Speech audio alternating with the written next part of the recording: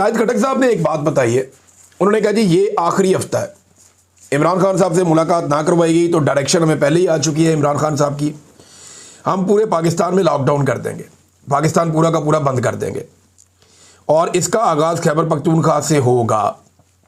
शाहिद खटक ने कहा मुझे नहीं लगता अब इसकी ज़रूरत पड़ेगी। वजह यह है कि जो टाइम निकालना था पाकिस्तान की एस्टेब्लिशमेंट ने, वो टाइम तकरीबन निकाल लिया गया है और मुमकिन है कि इस हफ्ते या एक आध हफ्ता और डाल के इमरान खान साहब की मुलाकातें दोबारा शुरू करवा दी जाए।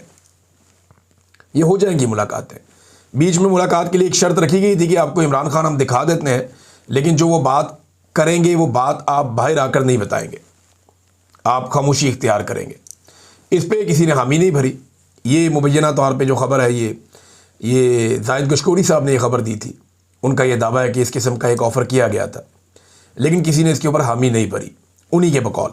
तो नाज़रीन, अब ये अगर आखिरी हफ्ता है और पीटीआई को लगता है कि इमरान खान से मुलाकात ना होने पे एक एहतजाज वो करेंगे, मेरे ख्याल में एहतजाज होने से पहले या नौबत आने से पहले मुलाकात करवा दी जाएगी और मोमेंटम बनने में अभी टाइम लगेगा।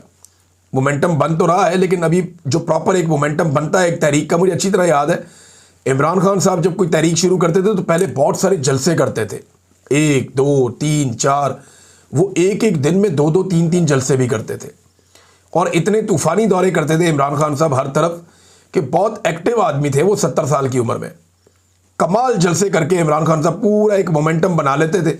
जब पाकिस्तान के अंदर लोग तैयार हो जाते थे फिर वो अपना मार्च का या किसी तहरीक का ऐलान करते थे।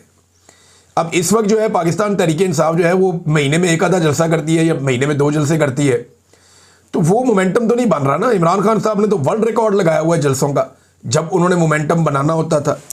बहरहाल अभी तो इमरान खान साहब जेल में हैं, बाहर लोग जो मौजूद हैं उन्हीं को काम करना पड़ेगा। नाज़रीन, पाकिस्तान की रियासत ये पहली दफ़ा नहीं कर रही जो इमरान खान साहब के साथ हुआ। ये इन्होंने 1971 में भी किया था और फिर उसका खुमियाजा भी भुगता था। उस वक्त भी इन्होंने कुछ लोगों को सीने से लगा लिया था और कुछ लोगों को धुतकार दिया था।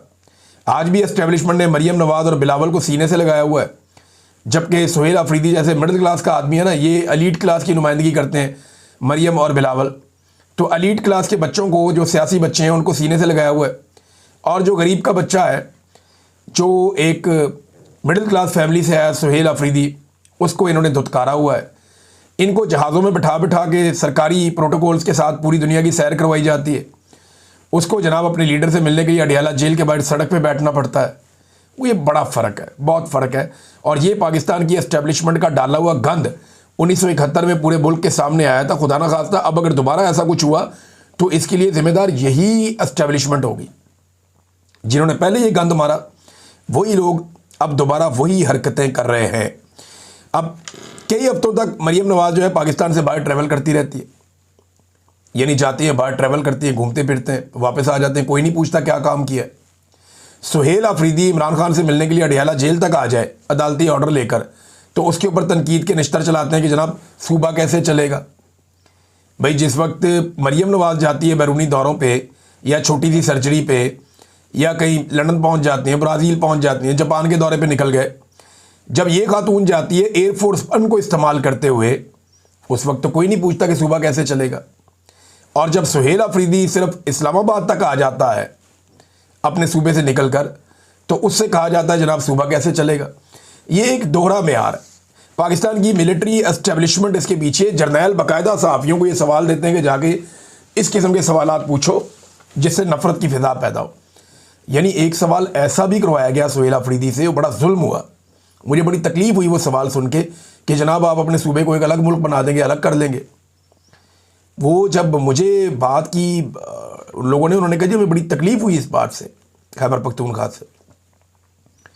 उन्होंने कहा ये एस्टेब्लिशमेंट हमारे साथ करना क्या चाहती है, हम पाकिस्तानी हैं, हम हैं पाकिस्तान, पाकिस्तान हमसे है, हम क्यों पाकिस्तान को 2 टुकड़े करेंगे। ये अगर किसी की ख्वाहिश है तो वो खुद अपनी ख्वाहिश बयान करे, हमारे सामने इस तरह की बातें ना फेंकी जाए। तो इस बात की उन्हें बहुत तकलीफ भी हुई थी।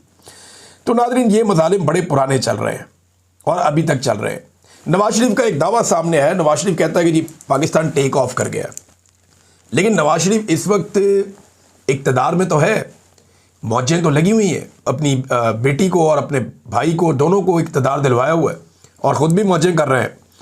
लेकिन lieutenant general Sarfaraz Ahmed SIFC वाले वो तो कह रहे हैं नवाज शरीफ साहब झूठ बोलते हैं। उनका जो स्टेटमेंट है वो ये है कि हमने अपनी मालियाती हालत का सत्यानाश कर दिया है। जो गवर्नर स्टेट बैंक है वो कहता है कि जी बाशी मॉडल बिल्कुल नाकाम हो चुका है। जो मुशीर बराए ये सरमायाकारी है वो क्या होता है उसका, इसके अंदर जो मुशीर है वो ये कहता है जनाब को पैसा वैसे ही कोई नहीं आ रहा बाहर से और हमारा गवर्नेंस का मॉडल ही नाकाम है। IMF ने इसके ऊपर एक अलग 225 सफ़ों की रिपोर्ट दे दी। इन्होंने पूरी रिपोर्ट मुबैना तौर पे छापी भी नहीं। उसका जो हिस्सा छापा उसके अंदर IMF ने इनके सारे पोल खोल कर रख दिए। फिर बेरोज़गारी जो है पाकिस्तान की तारीख में कभी ऐसे नहीं हुआ जो अब इन्होंने बेरोज़गारी पाकिस्तान में बढ़ा दी है। महंगाई इन्होंने कहाँ से कहाँ पहुँचा दी, आप मुवाजना करके देख लें इमरान खान साहब के दौर से। कर्जे पाकिस्तान बनने से लेकर अब तक इतने कर्जे नहीं लिए जितने इन्होंने इस दौर के अंदर कर्जे ले लिए। तबाही फेर दी इन्होंने कर्जे ले लेकर। सरमायाकारी पाकिस्तान की 51 साल की कम तरीन सरमायाकारी हो रही है पाकिस्तान में और SIFC बना के मनपसंद अफराद को ठेके दिए जा रहे हैं। ये है जनाब टोटल कहानी। तो नवाज शरीफ का टेक ऑफ अगर ऐसे होता है ना तो नवाज शरीफ से हाथ जोड़ के सारों को कहना चाहिए बड़ी मेहरबानी जनाब टेक ऑफ ना करो, बल्कि तुम सारे बोरिया बिस्तरा बनो, टेक ऑफ करो तो जाओ पाकिस्तान से, जान छोड़ दे पाकिस्तानियों की। पाकिस्तानी खुद अपना मुल्क चला लेंगे। मिलिट्री एस्टेब्लिशमेंट को भी ये खेलने के लिए खिलौने मिले हुए हैं और इनके ज़रिए से वो अपना उल्लू सीधा करते रहते हैं। ये सिस्टम नाज़रीन रोज़ एक बात की गवाही देता है, रोज़ाना ये सिस्टम गवाही देता है कि इमरान खान से ये सिस्टम डरा हुआ है।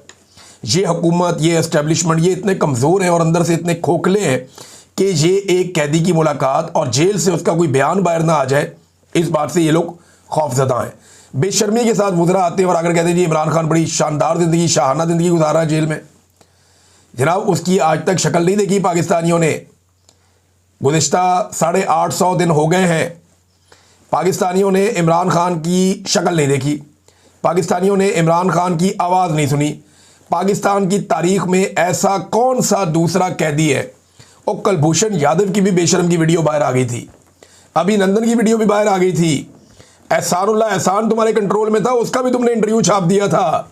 और भाई हर एक की वीडियो आ जाती है, ऑडियो आ जाती है, हर एक की शक्ल आप दिखा देते हैं। इमरान खान से इतना खौफ है कि ना उसका चेहरा दिखाते हैं ना उसकी आवाज़ सुनाते हैं।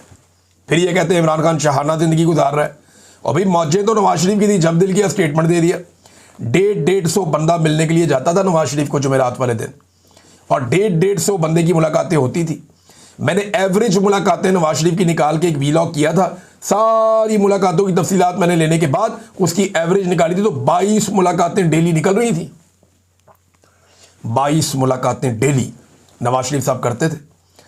सुबह का नाश्ता करते हुए दोपहर का खाना लिख कर देकर भेजते थे ये लोग। दोपहर का खाना खाते हुए रात का खाना लिख कर देकर भेजते थे ये लोग। और रात का खाना खाते हुए सुबह का नाश्ता लिख कर ये भेजते थे। फिजियोथेरेपिस्ट इनके पास दबाने के लिए, उठने के लिए, मालिशों के लिए वहाँ पे जेल में मौजूद रहते थे। अपने ज़ाती मुआलिज इनके साथ सारा सारा दिन बैठकर गप्पे लगाते थे। जरदारी साहब हुजूम के अंदर बैठकर खाना खाते थे। ज़िया शाहिद साहब ने कैसे कैसे पोल खोल दिए थे जब वो मिलने के लिए गए थे जरदारी साहब को जेल में। ये कहानियाँ इन्होंने कौम के लिए रखी हुई हैं। नाज़रीन पाकिस्तानियों को ना अब इन्होंने एक पिंजरे में बंद कर दिया है। पाकिस्तान को ना एक पिंजरे की तरह इन्होंने बना दिया है, ऐसा लगता है। पिंजरे के अंदर रोटी कम है और पाकिस्तानी जो हैं वो भूखे हैं, परेशान हैं, गुर्बत की लकीर से नीचे जा रहे हैं लगातार। आधे पाकिस्तानी लगभग गुर्बत की लकीर से नीचे चले गए क्योंकि पिंजरे के अंदर खाना कम है। और पिंजरे को काबू करके जो लोग बैठे हुए ना, ये एस्टेब्लिशमेंट और हुकूमत, वो पिंजरे से बाहर किसी को जाने नहीं दे रहे। अब ये इतला आई है कि 23,000 पाकिस्तानियों को ऑफलोड किया गया है।